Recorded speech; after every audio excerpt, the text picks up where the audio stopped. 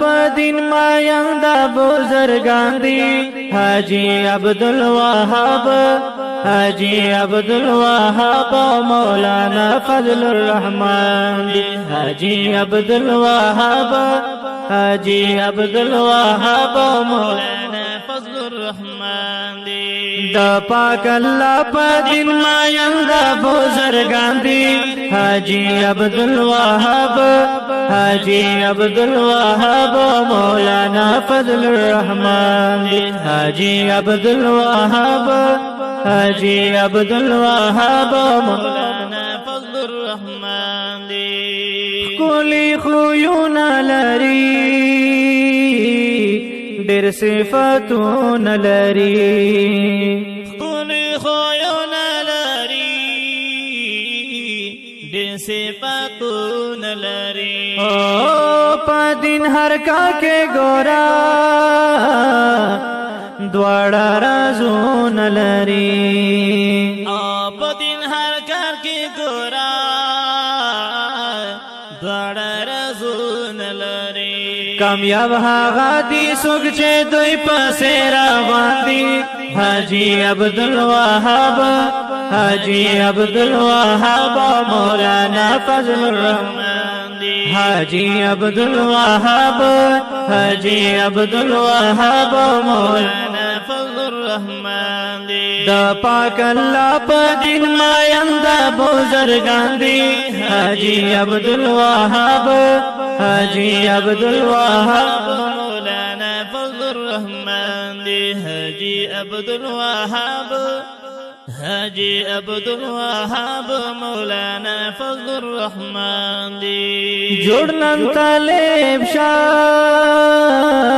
یا جوڑا لیم شاہ جوڑنن طالب شاہ یا جوڑ عالم شاہ کدا غناوی بیا جوڑ خادم شاہ کدا غناوی بیا جوڑ خادم شاہ بے شک تابا خونن دیندار و دخمانان دی حاجی عبدالوهاب حاجی عبدالوهاب مولانا فضل الرحمن دی حاجی عبدالوهاب حاجی عبدالوهاب مولانا فضل الرحمن دی دا پاک اللہ پا دین مایان دا بزرگان دی حاجی عبدالوهاب حاجی عبدالوهاب مولانا فضل الرحمن دی حاجی عبدالوهاب حاجی عبدالوهاب مولانا فضل الرحمن دی بستر رو اخلا جوڑ تبلیغی شاہ بستر رو اخلا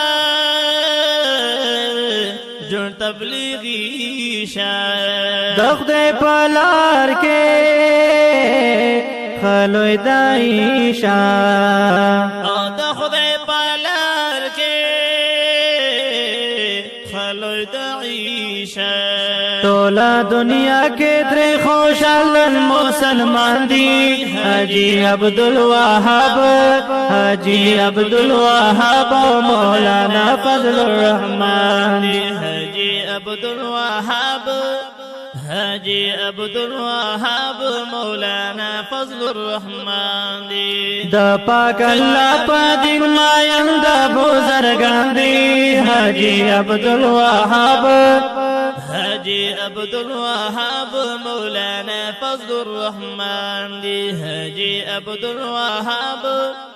حاجی عبدالوهاب مولانا فضل الرحمن دی ربنا دوستی غواړم د عالمانو سره ربنا دوستی غواړم د عالمانو سره ژوند حقیقي غواړم د تبلیغیانو سره ژوند حقیقي غواړم د تبلیغیانو سره منظور احمد استا اشعار قادر داندی حاجی عبدالوهاب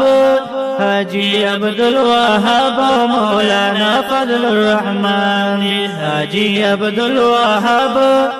حاجی عبدالوهاب مولانا فضل الرحمن دی د پاک الله په دین ما یم د بزرگان دی حاجی عبدالوهاب حاجی عبدالوهاب مولانا فضل الرحمن دی حاجی عبدالوهاب